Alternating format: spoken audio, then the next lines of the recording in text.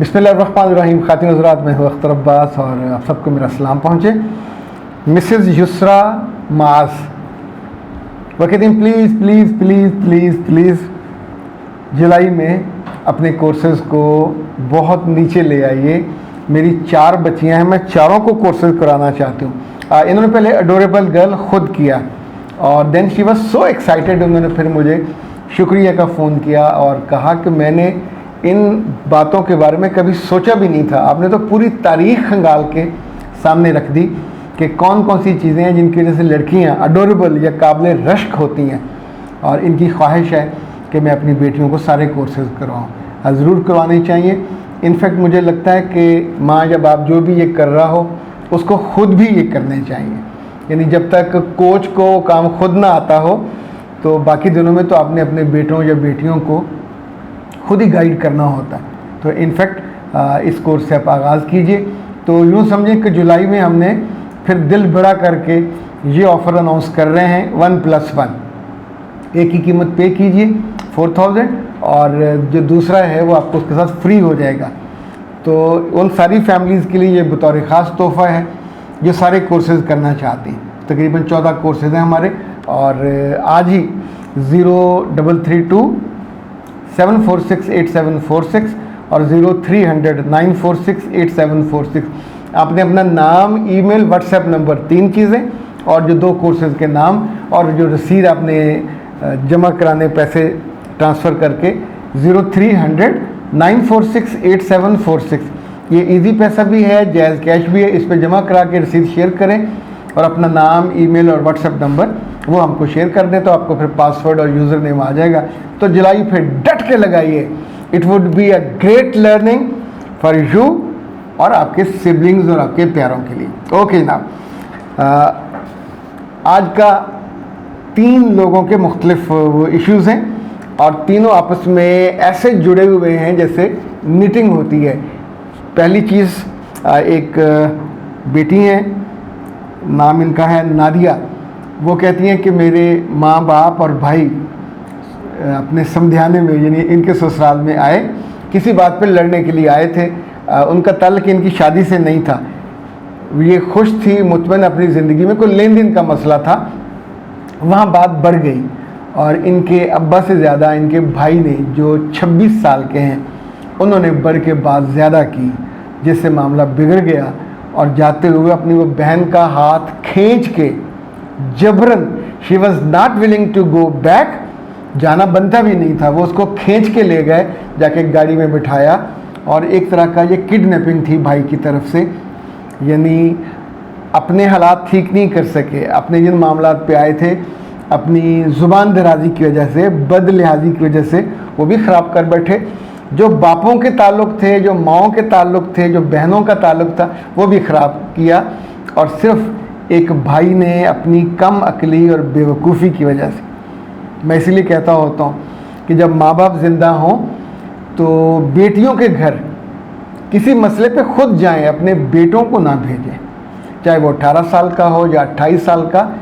इन बच्चों ने ना दुनिया देखी होती है, ना इनको मिलने वर्तने का पता होता है, और ना ही इनको चीज़ें सेटल करने का पता होता है। अच्छा जी, दूसरा जो इसी मौजू पे है, वो कहते हैं नाम तो मेरा जोसेफ है, आप मुझे यूसुफ कह लीजिए। ख़ानदान के बड़ों में लड़ाई थी और 3 माह हो गए मेरी बीवी भी अपने माँ बाप के साथ मिल के मुझ पे प्रेशर डलवाने के लिए साथ उनके घर है, और ज़िंदगी ठीक गुजर रही है। लेकिन मैं बहुत तंग हूँ, मैं अपनी बीवी को और बच्चे को मिस करता हूँ। Please guide me how to handle and resolve this issue. और ये जी अनीस साहब हैं। अनीस साहब कहते हैं कि मैंने अपनी बीवी को गुस्से में ख़ुद निकाला और अब 2-3 माह गुजर गए हैं। अब मुझे अफसोस हो रहा है कि मैंने गलती की थी और मुझे ये नहीं करना चाहिए था, क्योंकि उस वक्त मुझे लगता था कि अगर ये चली भी जाएगी, मैं निकाल दूंगा तो मैं और शादी कर लूँगा मुझे। तो मैंने हिसाब किताब लगाया है, 16 से 18 लाख का ख़र्चा अगली शादी के लिए मुझे पड़ेगा। तो इसलिए मैं चाहता हूँ कि उससे वापसी हो जाए। अच्छा खातिन हज़रात, इस तरह के मामलात में जिसमें बीवियां रूठ के गई हुई हों या आपने निकाल दिया हो, मैंने ज़िंदगी में जितने तजर्बे किए वो लफ्ज़ों के किए, और ये किसी दवाई से, किसी कैप्सूल से, किसी इंजेक्शन से ये ठीक नहीं होते। और एक बात मैं आपको और मज़े की बात बताऊं, इन सारे केसेस में कोई माँ बाप या बहन भाई या चचा ताया, उस ख़ानदान का कोई बंदा भी आपको हेल्पफुल नहीं होता। अब आप पूछें इसकी क्या वजह है।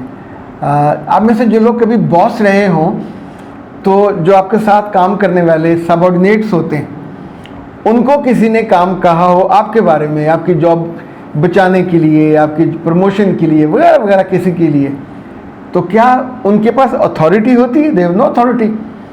दे विल वेट कि कब आपका मूड बहुत अच्छा हो और वो बात करते करते ऐसे सलीके से बात करें आपके बारे में कि आपको ये ना लगे कि सिफारिश हो रही है या मुझे ये इन्फ्लुएंस कर रहा है।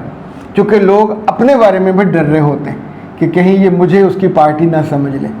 तो इसी तौर पे नाराज़ ख़ानदानों में भी लोग इस बात से, सगी बहनें भी डरती हैं, सगे भाई डरते हैं, जिन पे आप बहुत डिपेंड कर रहे होते हैं कि वो जेठ या वो नंद या वो भाभी वो बहुत हेल्पफुल होगी मामले को हैंडल कराने में। महीनों गुजर जाते हैं, इनकी तरफ से कोई खबर नहीं आती, कोई खुशखबरी नहीं आती कि बात हो गई है, अब ये मामला सेटल हो जाएगा। तो ऐसे में क्या करना चाहिए? आगाज़ हमेशा दो लफ्ज़ों से होगा, और ये दोनों लफ्ज़ बिल्कुल जादू असर रखते हैं, जैसे कहते हैं जादुई असर, miracle. It starts miracle, it helps to, इसे कहते हैं ना, एक मिरेकल को होने में मदद देते हैं। और ये बात ऐसी है कि पूरी सोल्यूशन मैं आपको बताऊं तो बहुत ज़्यादा है, क्योंकि ये केस टू केस वेरी करता है। हर जगह आप वो पूरा सोल्यूशन नहीं लगा सकते। जिसको निकाला हो, जिसको धक्के दे के बुरा भला कह के निकाला हो, किसी का भाई लेके निकला हो, या वो बच्ची खुद उनके, यानी हर केस फ़र्क है। लेकिन आगाज़ जब भी होगा एक मैसेज से होगा, और मैसेज दो लफ्ज़ों का है।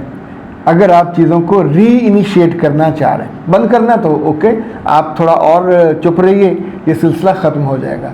जितनी लंबी दूरी, फासला और वक्त ये रिश्तों को मार देता है, ये जहर होता है। लेकिन ये जो दो लफ्ज़ आपको मैं बता रहा हूँ, ये मैसेज करना है, अपने नंबर से करें, अपने नाम से करें, या किसी से करें। अगली डिटेल जिस जिसका मसला है वो हमारी टीम से रब्ता करके सेशन बुक कर ले, तो फिर उसको समझा दूंगा।